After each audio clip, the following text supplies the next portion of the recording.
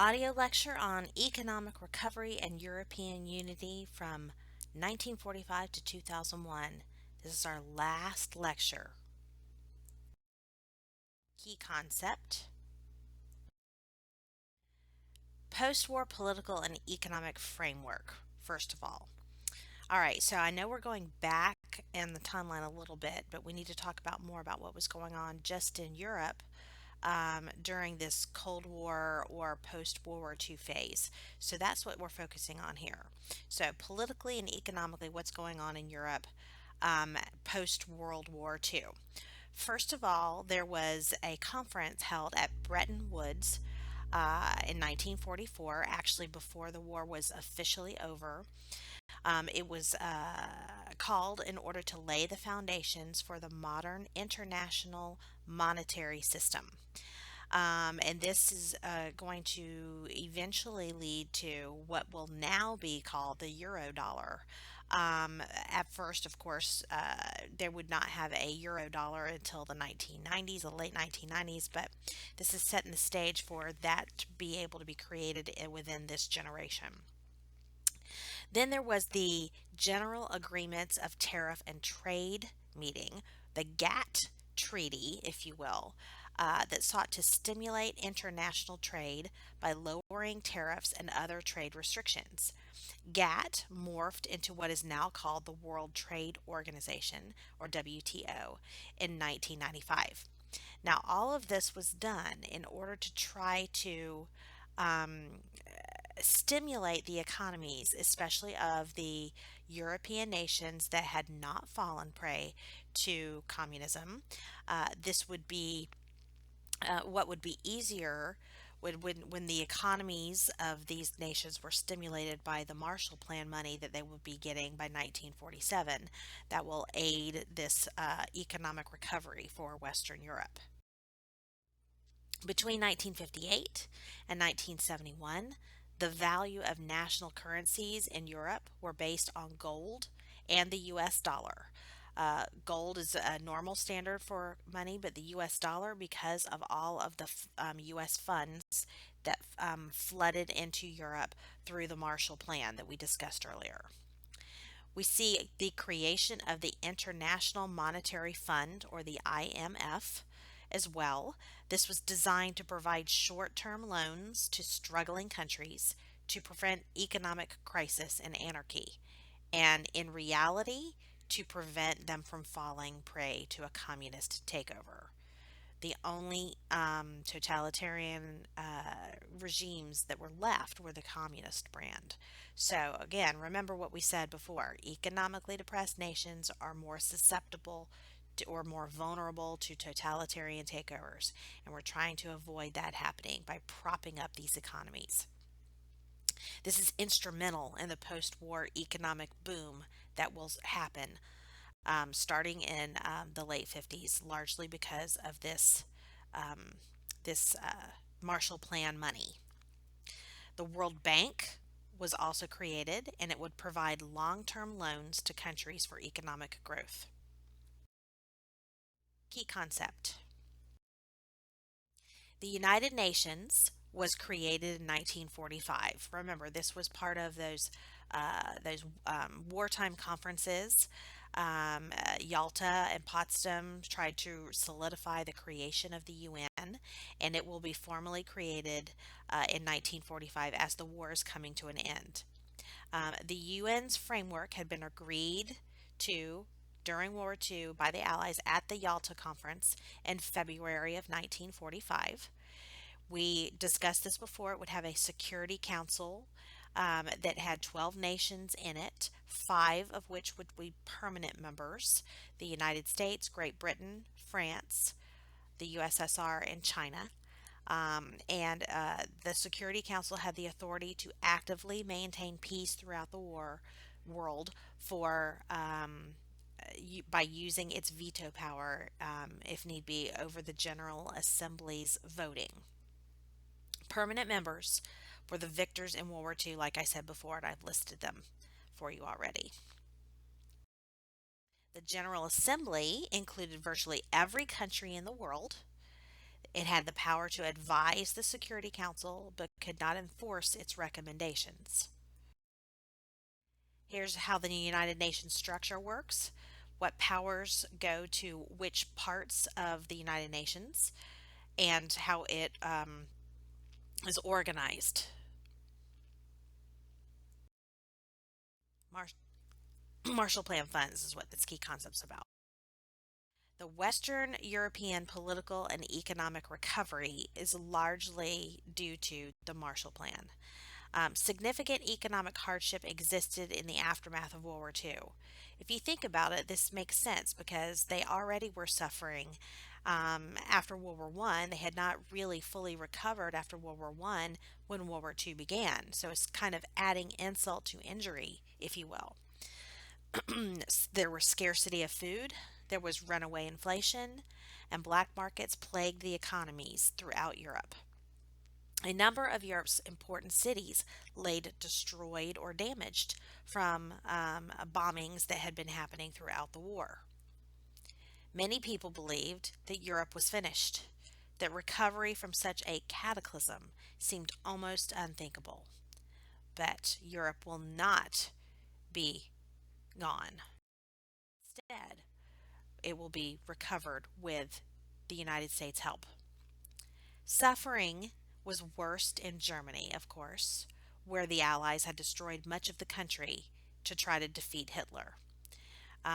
Many German cities lay in ruins because of the aerial bombings. Had Hitler surrendered rather than refusing to surrender, these aerial assaults on civilian populations might not have been as necessary. But alas, that is what happened. Millions were dislocated and forced to move to other regions as national borders would be modified throughout Europe after the war was over. As we know, World War II caused the death of as many as 55 to 60 million ravaged families. Political restructuring was necessary after the war. The Christian Democrats emerged as the dominant political movement in several countries, including West Germany, that would be the Free Germany, led by Konrad Adenauer, and in Italy, led by Alcide de Gasperi. The Christian Democrats saw a common Christian and European heritage and wanted to use that as the basis of a unifying force in these nations. They rejected authoritarianism and totalitarianism. They rejected a narrow view of nationalism, which created an us and them mentality. They had faith in democracy and cooperation. Catholic parties were also very progressive in nature as well. Socialist and communist parties emerged, however, throughout Europe with increased power and prestige, especially in places like France and Italy. The socialist and communist parties pushed for social change and economic reform with considerable success. They were not necessarily ones that wanted to become Soviets, but they were socialist. The result was social reform and political transformation was created, and the foundations for a great European Renaissance was in place with the help of Marshall Plan funds. All right, so let's talk about what's going on in France. As we know, General Charles de Gaulle was the inspiring wartime leader of the Free French. He had led the official French government from, of course, exile in England throughout the duration of the war. The government, remember, had been exiled when the Germans occupied France. After D-Day, after France was liberated by the Allies, de Gaulle reestablished the free and democratic Fourth Republic, and he would remain in charge of that Fourth Republic from 1946 until 1958. The presidency was largely ceremonial, however, while the real power lay with the legislature. The Catholic Party in France, this was an official party, official political party, not just, Catholic clergy, if you will, but the Catholic Party provided some of the best post war leaders in France, people like Robert Schuman, which we'll talk about later. The socialist influence, however, was significant in France. Some industries were nationalized by the government, including large banks, insurance companies, public utilities like water, electricity, coal mines, and an auto company. The Renault Auto Company was a nationalized company. The Fifth Republic would be established in 1958 and gave the president, initially it was Charles de Gaulle as well, who returned to power in 1958 after losing his presidency, a new Fifth Republic being created, and then winning it again. The Fifth Republic had far more power than the Fourth Republic did. The president had far more power than in the Fourth Republic, which suited him fine. So, folks, the Fifth French Republic is the last French Republic that we are going to have in the AP Euro course. So, we have come through a lot of changes in French government throughout the years, if you will. So, we have had five republics. This is the last one. Now, what's going on in Britain? Britain followed a similar path to France, where they would have a kind of mixed economy with some socialist ideas, as well as with a democratic type of governing system politically. Clement Attlee was the Socialist or Labour Party leader that had defeated Winston Churchill and the Conservatives in 1945. That is why Attlee was the one that was at the Potsdam Conference instead of Churchill. Attlee will move towards the establishment of what will be known as the British welfare state. Many industries were nationalized in Great Britain, and the government provided each citizen with free medical service and taxed the middle and upper classes more heavily to pay for it.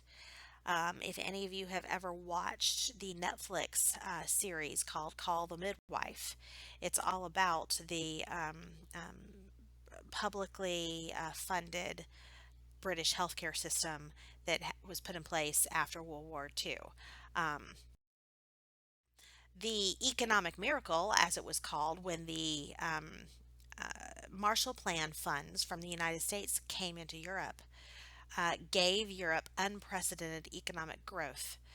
It was unprecedented in all of European history. You can see by looking at the chart here the difference it will make, especially for those Western European nations.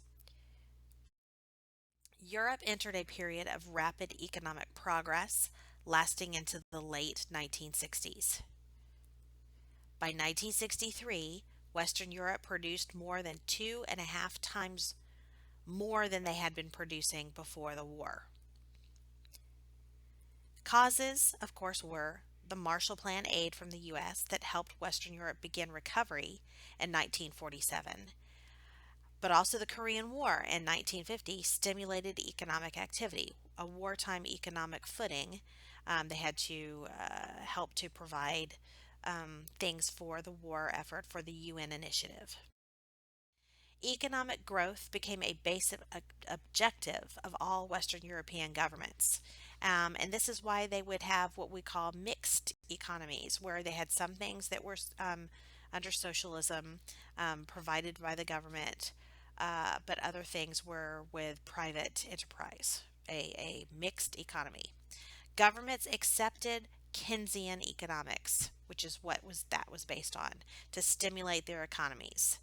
Germany and France were especially successful and influential in leading this way, where the government was willing to spend more, sometimes going into big deficits, in order to keep the economies going, which would stimulate the economy to pick up on its own eventually, and then the deficits could come down.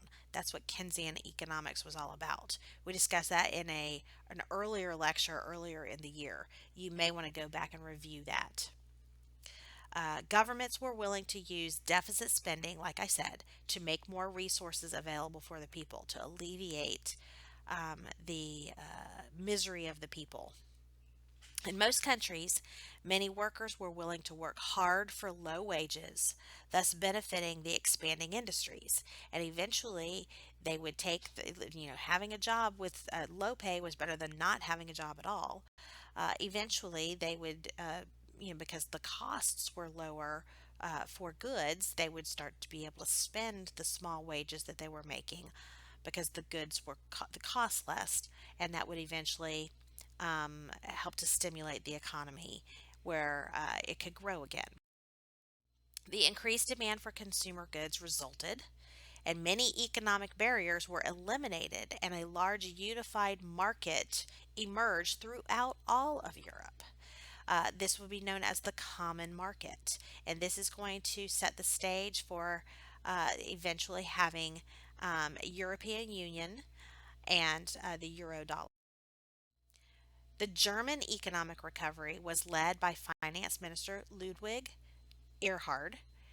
Uh, in Germany, this is Western Germany, the free Germany that is, they combined a free market economy and an extensive social welfare network that they inherited from the Nazi era, actually. But by the late 1950s, West Germany had a strong economy, had full employment, and had a strong currency and stable prices. Like I said, this is largely due to the shepherding that happened from the West, from the United States, not just with Marshall Plan money, but also remember the United States was there as an occupational force right after the war, helping them to establish a democratically elected government.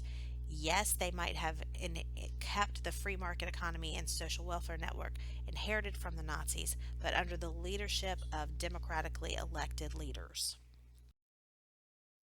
Here's a chart showing the Western Germany after 1945, the GDP per capita, how it was on the rise. German unemployment from 1949 to 1970, unemployment goes down, which means employment goes up. France. France had a combined flexible planning and mixed state, meaning mixed economy, mixed state and private economy to achieve the most rapid economic development in French history after World War II. Jean Monnet led the economic recovery. He was an economic pragmatist and architect of what would eventually be the European Union. France used Marshall Plan aid and the nationalized banks to funnel money into key industries, several of which were state owned. France's GDP per capita, Italy's GDP per capita. These are all ones that received Marshall Plan aid. Key concept. The creation of the welfare state was not just in England, it was all over Europe. Western European countries sought to provide universal services to all of their people. This was seen as necessary after World War II because of the amount of destruction and the fact that the economies were so obliterated by the war.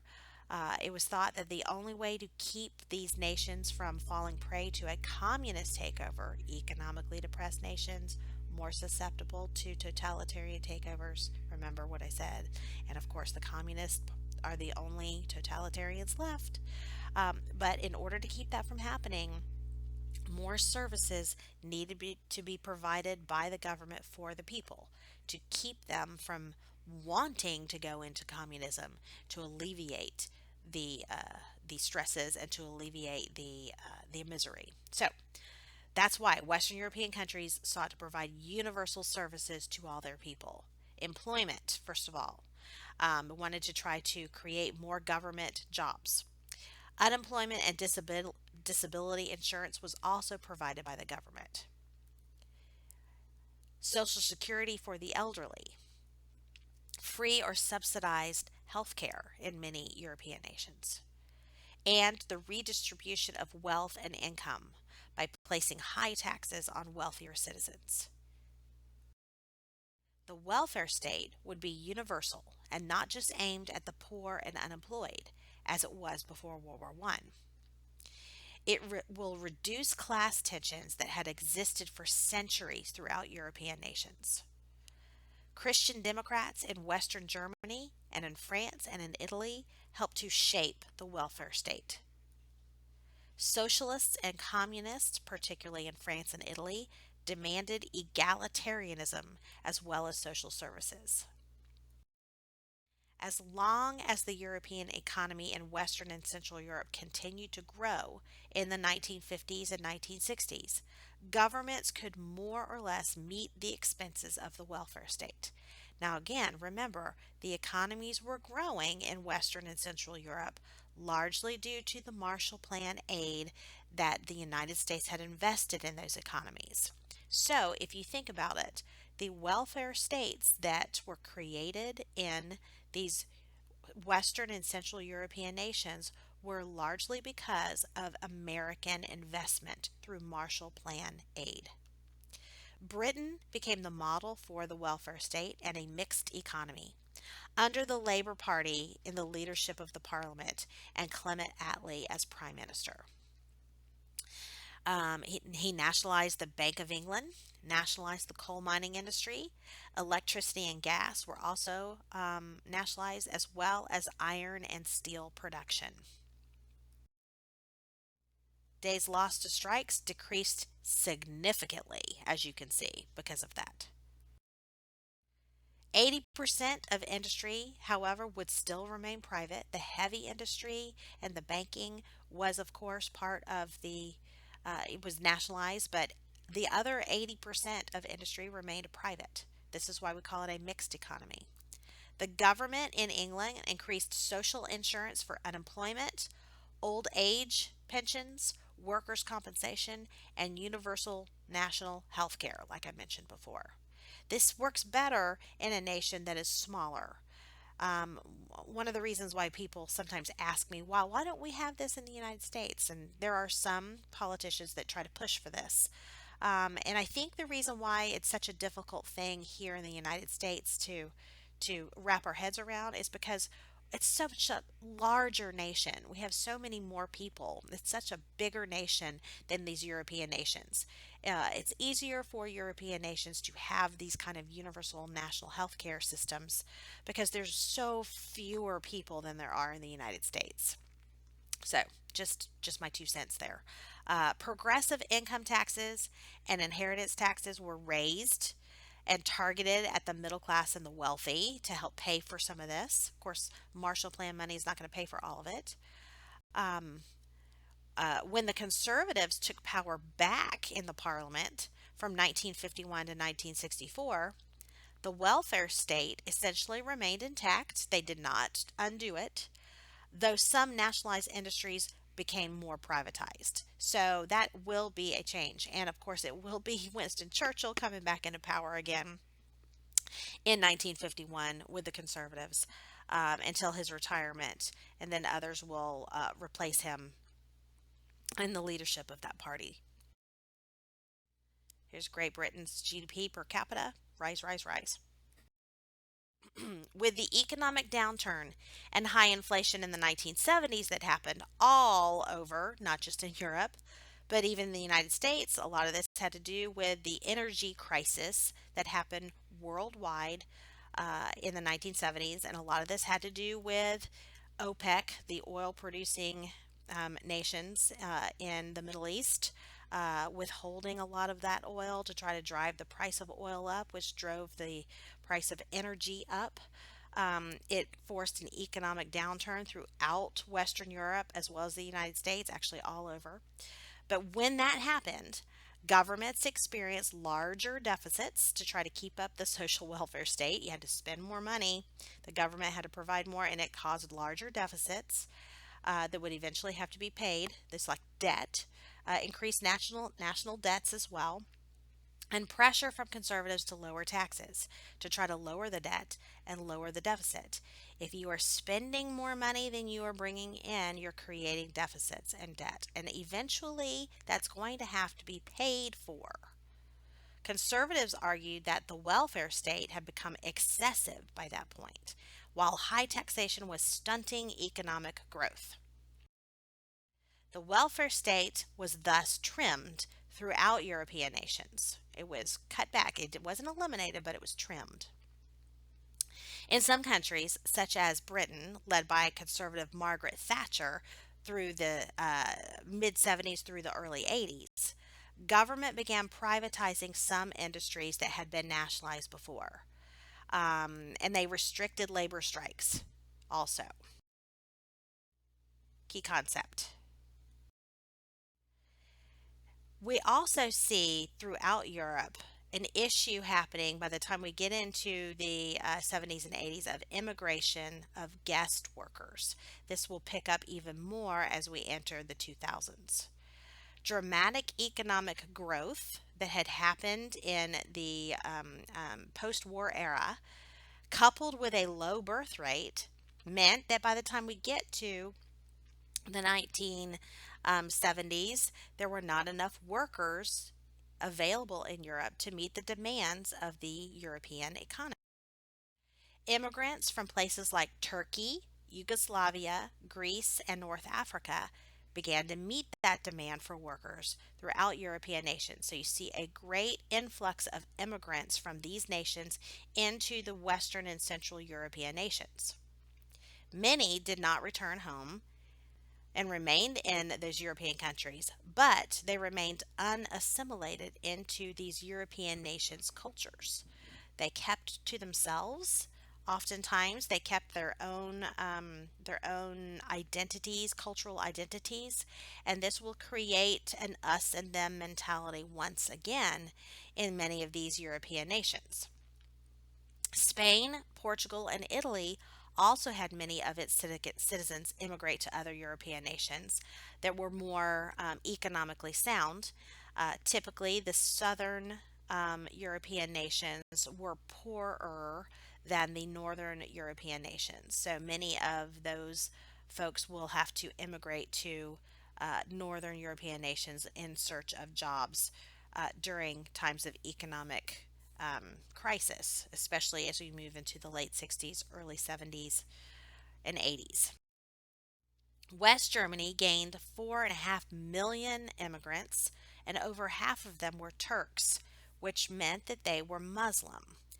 Here's a Turkish parade in Berlin, and this would eventually cause some friction in the German population. Great Britain received significant numbers of immigrants from their former colonies after they had let their colonies uh, go and allow them to achieve independence after World War II.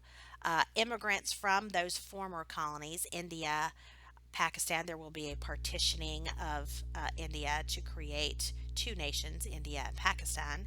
Um, Also, people from the Caribbean, the British Caribbean islands, and Africa, those African territories that had been British colonies. So, a lot of those folks will go to Great Britain because they were familiar with the British system, and they will immigrate to Britain as a result of that. France's largest share of immigrants came from Algeria, a former former French colony, and its other former African colonies like Morocco. The Netherlands received a large number of Indonesians coming into the Netherlands. And eventually, nationalists in the receiving countries became troubled by how the quote guest workers seemed to be affecting the culture and economy of these European nations. Pressures mounted on some governments to put restrictions on immigration as a result. The French National Front, led by Jean Marie Le Pen, took a xenophobic view of immigration.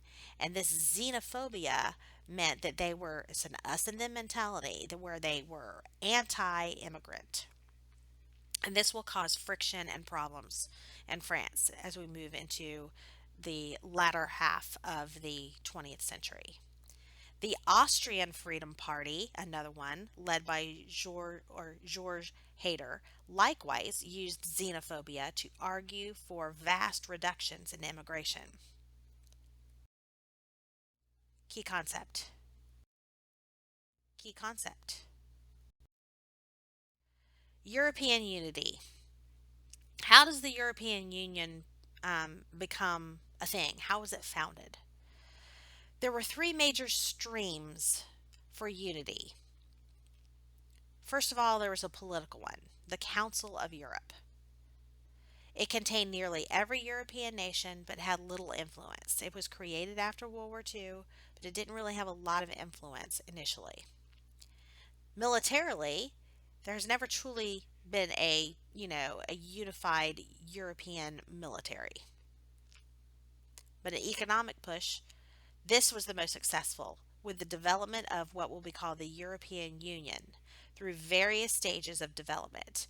And there will be different organizations, economic organizations, that lead to the development of the EU.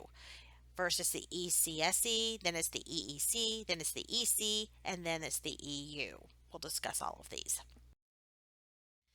First of all, the Council of Europe that was created in 1948 after World War II, that political stream to try to have unity. European federalists hoped, federalists meaning they hoped to create a kind of a united federal government for Europe. They thought that that would keep a European Parliament would keep, uh, you know, uh, alliances and friction between nations at bay. So these European federalists who wanted a European political union hoped that this council could quickly evolve into a true European parliament with sovereign rights, but this did not happen. Britain, with its empire, it had not yet given up its colonies, but it will eventually, and its quote special relationship end quote with the U.S. was opposed to giving any real political power or sovereignty to the council. In other words, Great Britain did not want to give up its own sovereignty to create a sovereign European Union, European Parliament. The European Coal and Steel Community, the ECSC, was created in 1950 via the Schuman Plan.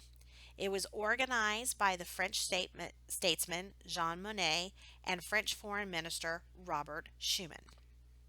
It proposed an international organization to control and integrate European steel and coal production. So that could be kind of federalized throughout Europe. West Germany, France, Italy, Belgium, the Netherlands, and Luxembourg all accepted the plan in 1952.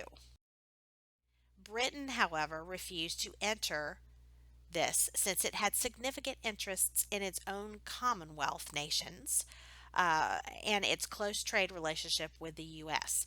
The Commonwealth, the British Commonwealth that was created, basically was a way for the British, as they let go of their colonies, they could keep an economic relationship with their former colonies through the British Commonwealth. And this is why in many of those nations you still see the British Queen on their money. Canada is a Commonwealth nation, Australia as well, and so and parts of India as well, all Commonwealth nations, and that means, of course, they still have that economic tie to the former mother country, but they are politically independent.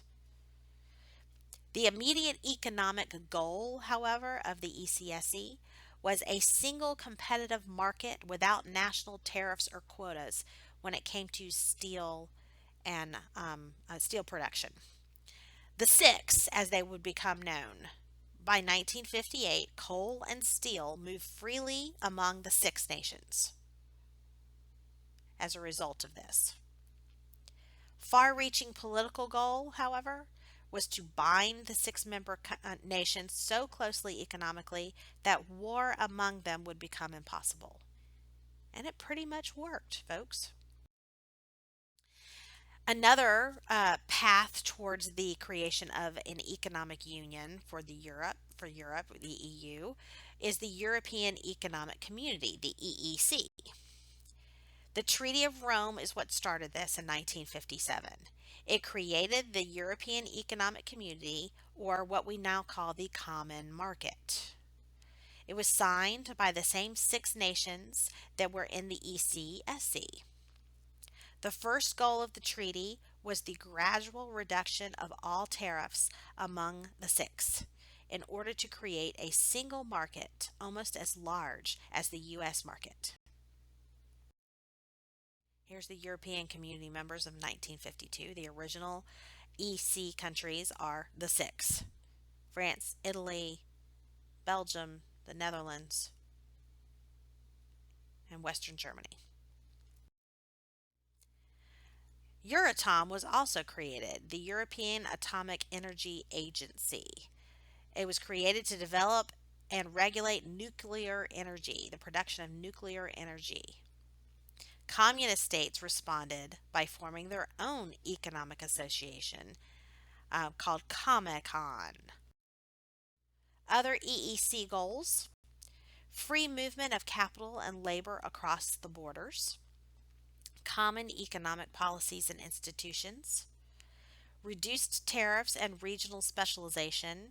Countries would focus on producing goods where they had a comparative advantage and allow other nations to produce their own goods, and then trade could move freely amongst them. The EEC encouraged hopes of a political and economic union. The idea for union, however, was frustrated in the 1960s by the resurgence of more traditional nationalism. Some of this was because of those immigrant workers coming in, those guest workers coming into European nations.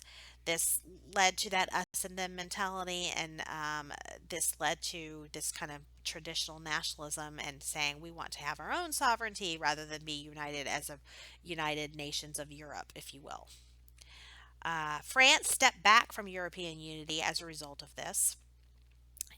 Some of it had to do with what was going on in a bitter colonial war in Algeria that resulted in the election in 1958 of General Charles de Gaulle again, who established the Fifth French Republic, where the presidency would be stronger than it was in the Fourth French Republic, where he was also president. So he's creating more power for himself in this political crisis with the colonial war in Algeria. He will remain president of the Fifth French Republic until 1969. He withdrew France from what he saw as the US controlled NATO and developed France's own nuclear weapons program as well. De Gaulle twice vetoed application of what he saw as pro-American Britain into the European Union. Britain did not enter until 1973 as a result. So, in 1973, there will be several new arrivals into the European Union. Remember, this is primarily economic, not really political. The United Kingdom was added, Ireland was added, Denmark was able to join as well. European Community members in 1973, you see here, the ones added are in blue. In 1981, the new arrival was Greece. So there Greece is in green. In 1986, new arrivals of Spain and Portugal join the community, the European Union. Remember, economic. And in 1990, East and West Germany were reunited after the fall of the Berlin Wall. And this will allow for Eastern Germany to join West Germany in the Union.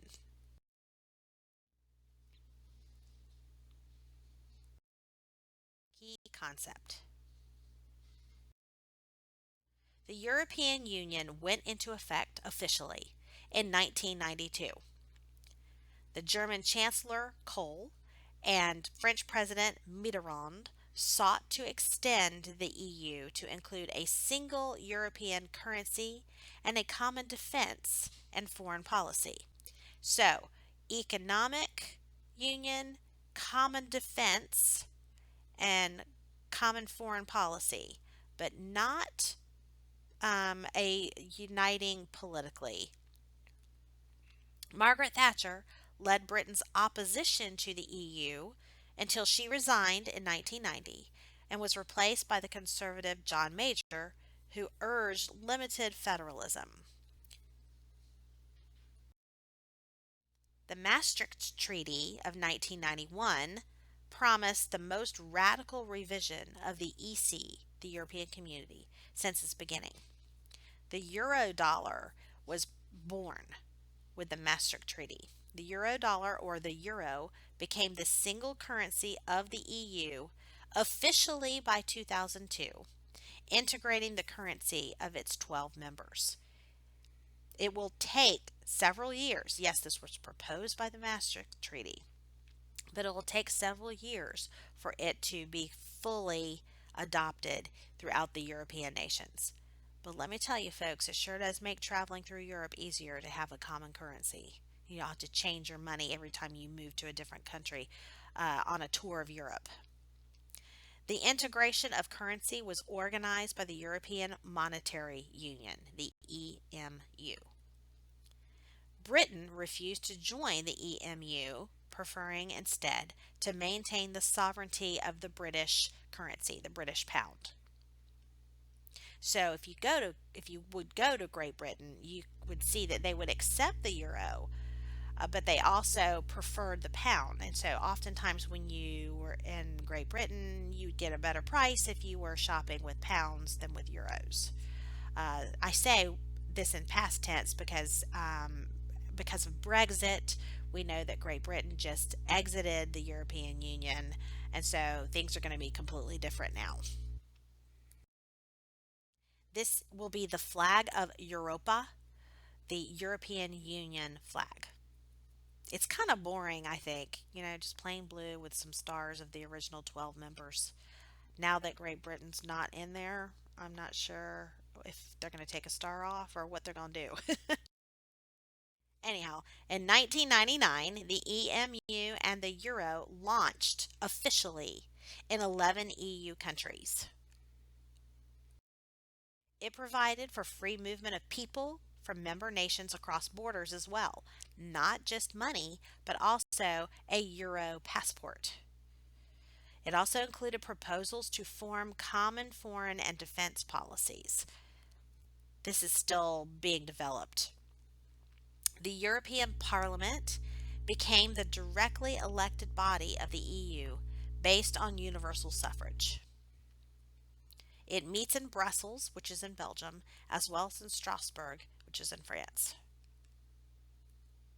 By 1995, the EU had 15 members, and by 2013, it had 28 members. But of course, we know now Great Britain has Brexited. In 2005, the EU added 10 new countries: Cyprus, the Czech Republic, Estonia, Hungary, Latvia, Lithuania, Malta, Poland, Slovakia, and Slovenia. These were all former Eastern Bloc or Soviet bloc nations that were now free, and they entered the EU. In 2007, Romania and Bulgaria entered. Croatia joined in 2013. So here's the European Union and its members by 2001. By 2007, we have a couple more added. And here are the three pillars of the European Union: European Community, Common Foreign and Security Policy, and Justice and Home Affairs. Now, theme number 2. You're probably thinking, where was theme number 1? If you remember, when we did the Cold War lecture, I said there were 2 themes. Theme number 1 for the post-war world had to do with the Cold War lecture that we did. This is theme number 2 for the post-World War II world. The optimism of the post-war era ended abruptly in the late 1960s and early 1970s as domestic political stability and social harmony evaporated. Intense political conflict reemerged, culminating in upheavals the upheavals of 1968, expanding female roles and a second wave of feminism resulted also in major changes, and the economic miracle that had been fostered by Marshall Plan money ended abruptly. This is largely to do with the energy crisis that hit all throughout the world that I mentioned before. Key concept: the economic crises, meaning several of them, of the 1970s is what we first need to look at. The U.S. President Richard Nixon took the U.S. off the gold standard in 1971 to try to alleviate some of the economic problems. This effectively ended the Bretton Woods system of international currency stabilization, which was based on gold and the US dollar. If the US dollar is not based on gold, that kind of throws a monkey wrench into that, which hurts the European economies as well. The United States economic crisis that was beginning in the early 70s was going to affect the European nations since their currency was based on the stability of our currency because of how many US dollars were invested in European economies through the Marshall Plan. It's all connected, if you see. Um, Fixed rates of exchange were abandoned as well with this. And great uncertainty replaced the post war predictability of the international trade and finance. The energy crisis that I've been alluding to was also part of this. The post war economic boom was fueled by cheap oil, especially in Western Europe. But in 1973, OPEC, the Organization of Petroleum Exporting Countries, or oil producing countries, but petroleum exporting countries, dramatically increased the oil prices in Europe and in the US. In retaliation for their support for the European and US support of Israel in the Yom Kippur War against Egypt and Syria. Egypt and Syria were supported by the USSR. Europe and the United States supported Israel. So the Egypt and Syria were members of OPEC, and because they saw the U.S. and Western European nations supporting Israel in this war, they decided that they were going to withhold um, petroleum products from those nations, and that drove the price of petroleum sky high in the United States and Western Europe. This, in reality, was part of the Cold War um, hotspots, if you think about it, because, of course, the USSR was supporting one side, and the United States and Western Europe were supporting the other. A second price increase happened again in 1979 during the Iranian Revolution, and that hurt modest progress that had happened since 1976. So, again, the energy crisis was made worse again, a second wave of it in 1979 with the Iranian Revolution. The price revolution in energy, coupled with the upheaval in the international monetary system due to the energy crisis, plunged the world into its worst economic decline since the 1930s. Stagflation hit in the mid 1970s and increased prices and increased unemployment as well. Inflation with increased unemployment made this crisis unique. Usually, inflation and unemployment have an inverse relationship, but not this time. You had stagnation of the economy as well as inflation and prices. Usually, when the economy is stagnant, prices go down. But this was a big change. You had inflation, the rise in prices, with the stagnation of the economy at the same time. And that was bad, folks. It was bad. And it was happening all over the United States and Europe. Debts and deficits piled up quickly in the 1970s and 80s. Western European inflation.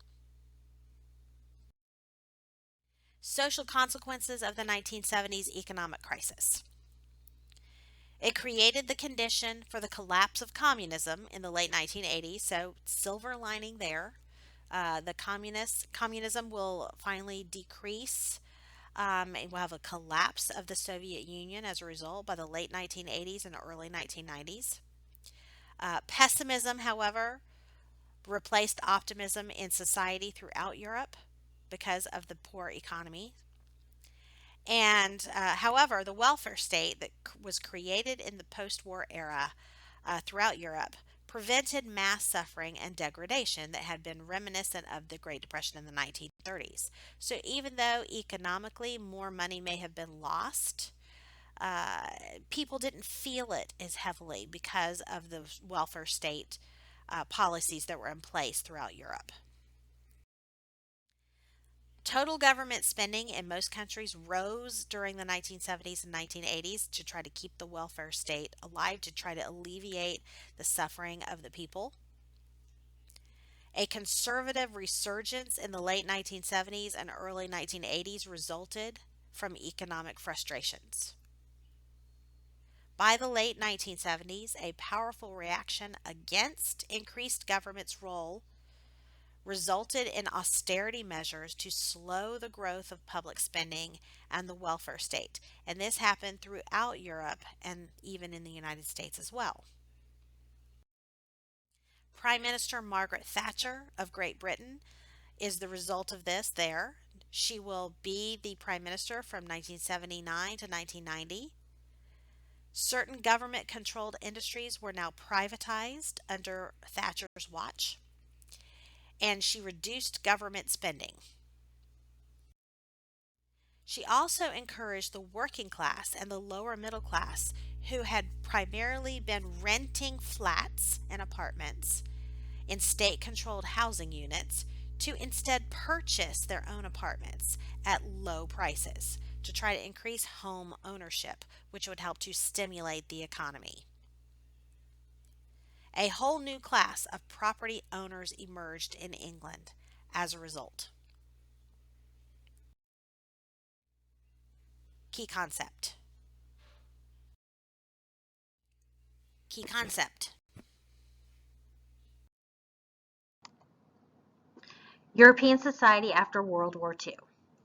Mass production, new food technologies, and industrial efficiency increased disposable income and created a consumer culture in which greater domestic comforts such as electricity, indoor plumbing, plastics, and synthetic fibers became available. The world we live in today, in other words. The rise of the middle class was largely the result of increased access to higher education. European society became more mobile and more democratic as a result. The new middle class, highly skilled and educated, was more open, democratic, and less secure than the old propertied middle class of the previous generations.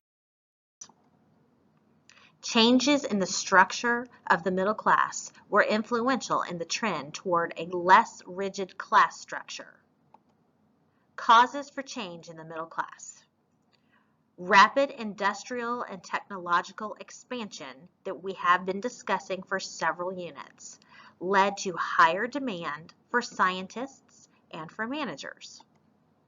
The old propertied middle class lost control of many family-owned businesses after World War II. Top managers and ranking civil servants represented the model for new middle class of salaried specialists, well-paid and highly trained specialists. They passed on opportunity for advancement and education for their children. The structure of the lower classes also became more flexible and open. Millions of rural workers continue to move to the cities. This will result in drastic decline in one of Europe's most traditional and least mobile groups. Industrial working class ceased to expand, however, while job opportunities for white-collar and service employees grew rapidly. European governments reduced class tensions by further expanding the welfare state. Healthcare, family allowances, maternity grants, and public housing were all part of this new expanding welfare state.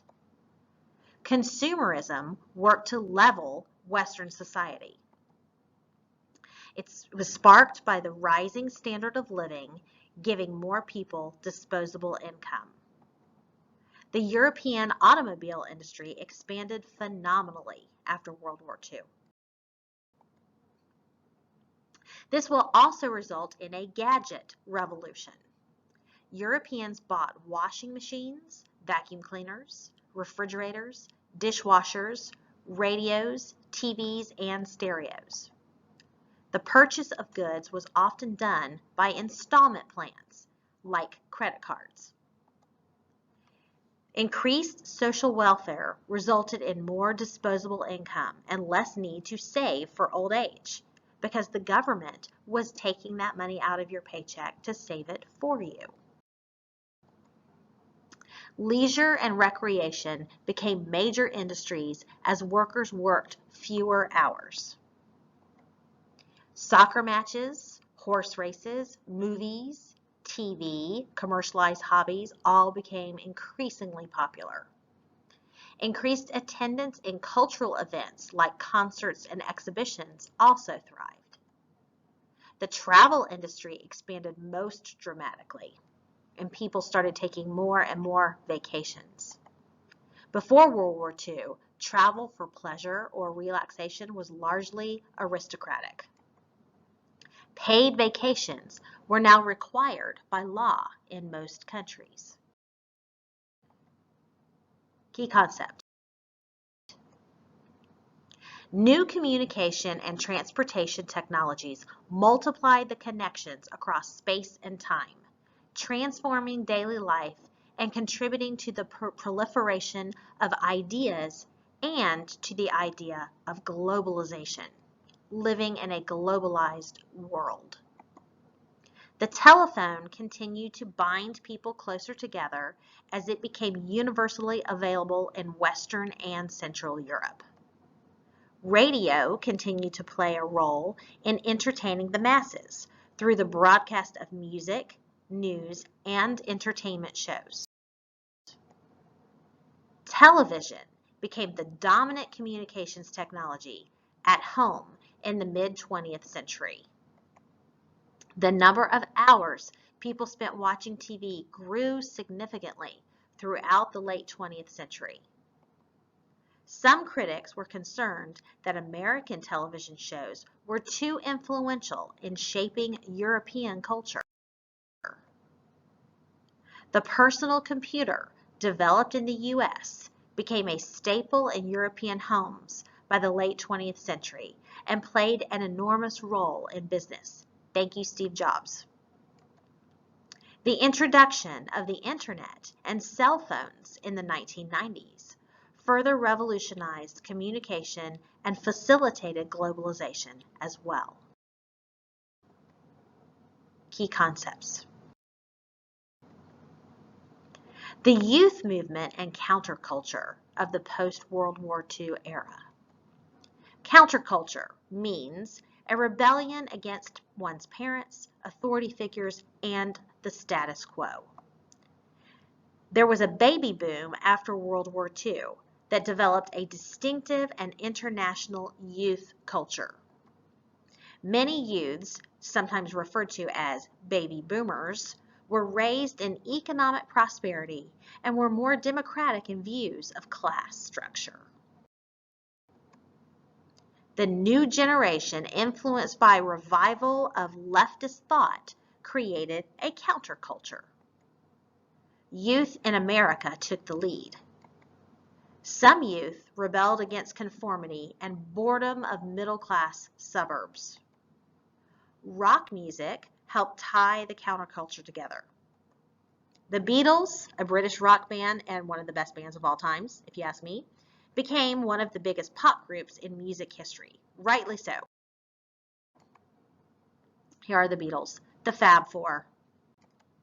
The Rolling Stones were also extremely influential.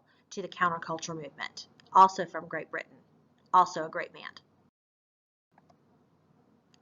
Increased sexual behavior among many young people during the 1960s and 70s will change as well. The birth control pill led to increased sexual freedom for women without fear of getting pregnant. The age of one's first sexual experience declined significantly as a result.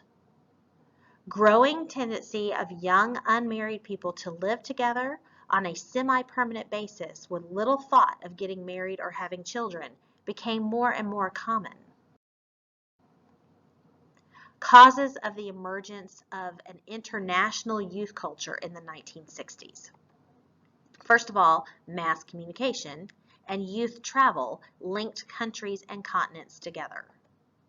The baby boom meant youth became a universally large part of the population and exercised an exceptional influence on society as a whole.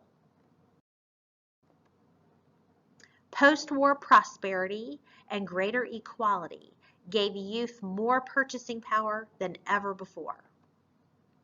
The youth to set mass trends and fads in everything from music to chemical stimulants became very common. Common patterns of consumption and behavior fostered generational loyalty. Good jobs were also readily available, so they had cash in their pocket to spend. A high demand for workers meant youth had little need to fear punishment from straight-laced employers for unconventional behavior. Student revolts in the late 1960s were one of the big parts of the counterculture movement. Causes. First of all, opposition to the U.S. involvement in the war in Vietnam triggered revolutionary ferment among youths. Youth were influenced by the Marxist current in French universities after 1945 and the, quote, New Left thinking in the United States. They believed the older generation and the U.S. in general were fighting an immoral and imperialistic war against Vietnam. Students in Western Europe shared the United States youth's rejection of bourgeois materialism and belief that post-war society was repressive and flawed. They rejected the prosperity of the previous decade. Problems in higher education, overcrowded classes, little contact with professors, intense competition for grades, demand for even more practical areas of study to qualify for high-paying jobs after college persisted. Some students were concerned about the growth of narrowly trained experts, which were sometimes referred to as technocrats, who would serve the establishment while ignoring the working class. The French Student Revolt of 1968. Student protests at the Paris University of Nanterre and the Sorbonne led to violent clashes with police. This was just the beginning. Most students demanded changes in curriculum and a real voice in running the university. They appealed to industrial workers for help, and a spontaneous general strike spread across France as a result. To many, it seemed the French Fifth Republic might collapse. De Gaulle called in troops and called for new elections, which he won decisively. The mini-revolution collapsed as a result. For much of the older generation in Western Europe, the Student Revolution of 1968 signaled the end of illusions and the end of an era of prosperity and peace. Key concepts. Women. Let's review. Early women's rights advocates like Olympia de Gouges and Mary Wollstonecraft during the French Revolution demanded equality for women based on the Declaration of the Rights of Man and Citizen from 1789. Late 19th century women in continental Europe agitated for increased property rights, liberalized divorce laws, and increased business opportunities. In the late 19th and early 20th century, Millicent Garrett Fawcett and Emmeline Pankhurst were important figures in the British suffrage movement. Women played significant roles in society during the two world wars. Women first received the right to vote in Finland and Norway in 1906, and in Britain, Germany, and the Soviet Union after World War I, and the United States, by the way. Women relegated to the home in fascist Italy and Nazi Germany did not fare as well. Women finally got suffrage in Italy and France after World War II. Switzerland was one of the last to provide suffrage for women, not until 1980. Key concepts. The baby boom. The years after World War II saw a dramatic increase in the birth rate. The death of as many as 60 million Europeans during the war necessitated a replenishing of the population. Some countries established policies to promote population growth, called neonatalism. Sweden promoted the welfare state during the war to promote increased family size. Poland and the Soviet Union in the post-war years introduced a tax on those without children. Romania instituted more repressive measures against abortion, and it taxed childlessness.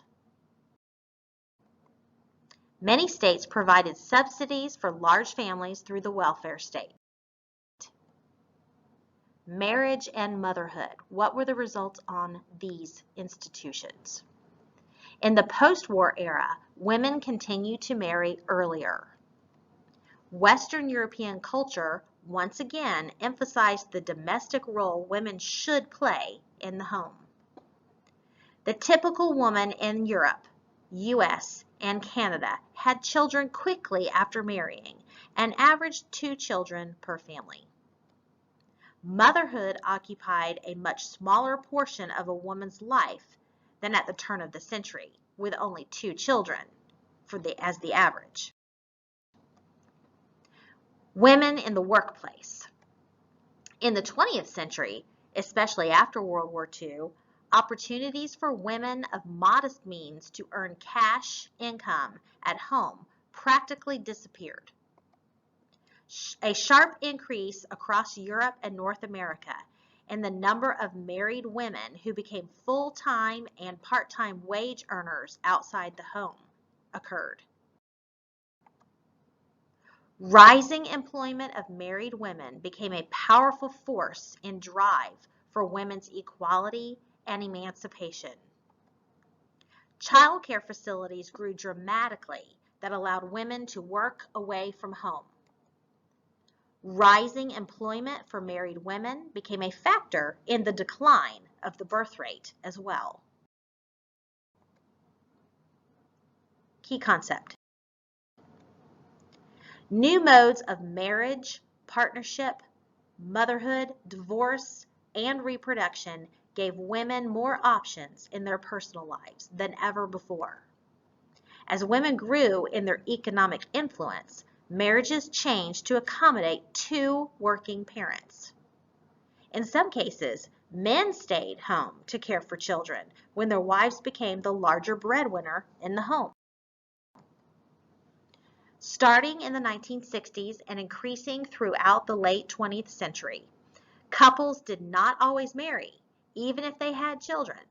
This weakened the traditional role that marriage played in society. The divorce rate increased substantially starting in the 1960s, resulting in many broken families. Birth control use increased with oral contraceptives and intrauterine devices. Women also had new options to get pregnant if they desired, such as in vitro fertilization. The birth rate among the white population in Western and Central Europe dropped below 2 children per family by the late 20th century, however. Key concept: feminism and the women's rights movement. Simone de Beauvoir wrote a book in 1949 titled The Second Sex. She was a French existentialist philosopher. She argued women were in essence free, but had almost always been trapped by particularly inflexible and limiting conditions. Only by courageous action and self-assertive creativity could women become free and escape the role of the inferior other, she asserted. She inspired a future generation of women's rights intellectuals who led the second wave feminism in the 1960s and 1970s. Another byproduct of this movement was Betty Frieden's The Feminine Mystique, which was published in 1963. She was an American. She was highly influenced by de Beauvoir's ideas on how middle-class women seemed trapped in their domestic roles. She argued that women were expected to conform to a false, infantile pattern of femininity and live for their husbands and children alone. She founded, ultimately, the National Organization on Women, or NOW, which inspired European second-wave groups as well. The goals of the women's rights movements: new statutes in the workplace, laws against discrimination, for example, equal pay for equal work, and maternal leave and affordable daycare were all goals. Gender and family questions were also addressed. The right to divorce, in some Catholic countries it had not ever been given, legalized abortion, needs of single parents, usually women, and protection from rape and physical violence were all issues that were addressed in this new movement. In almost every country, the effort to legalize abortion inspired the creation of an effective women's movement, but of course many negative byproducts as a result. The impact of feminism in society. In the 1970s, women played a significant role in other reform movements, such as environmentalism, gay rights, and poverty in developing countries. Some feminists lashed out at what they considered to be a male-dominated culture that emphasized ladylike behavior in women. They criticized beauty pageants, they condemned male chauvinism, and even burned bras to what they saw as cultural oppression for women. Key concept: women attained high political office and increased their representation in legislative bodies in many nations in the post-war era. Margaret Thatcher became the United Kingdom's Prime Minister in 1979 and served as Prime Minister until 1990. Mary Robinson and Mary McAleese served as Presidents of Ireland during the 1990s. Edith Cresson served as Prime Minister of France in 1991 to 1992. Angela Merkel has served as Germany's Chancellor since 2005. Key concepts: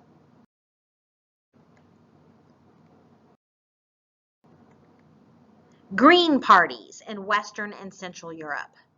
Green parties are leftist groups who favor environmentalism, social justice, and nonviolence. The first Green Party was organized in Britain in 1973. The first Green Party to enjoy national prominence emerged in Germany in 1980, as it opposed nuclear power.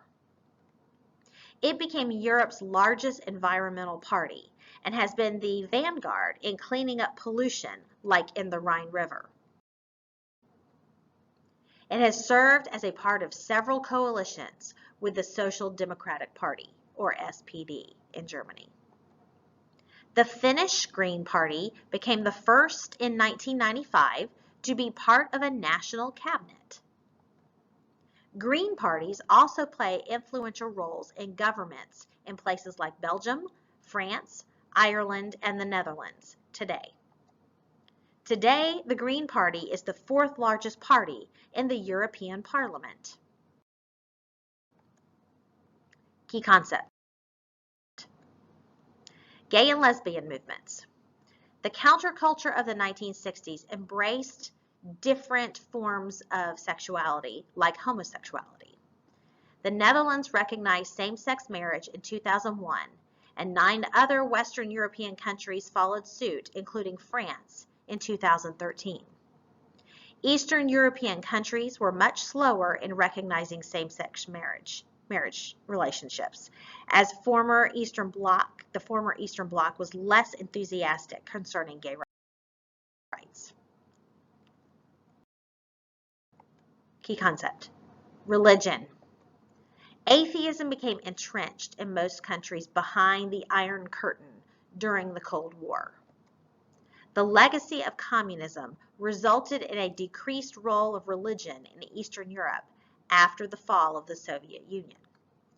Pope John Paul II challenged totalitarian communism in Poland in the late 1970s, inspiring the rise of the Solidarity movement in that country. Key concept.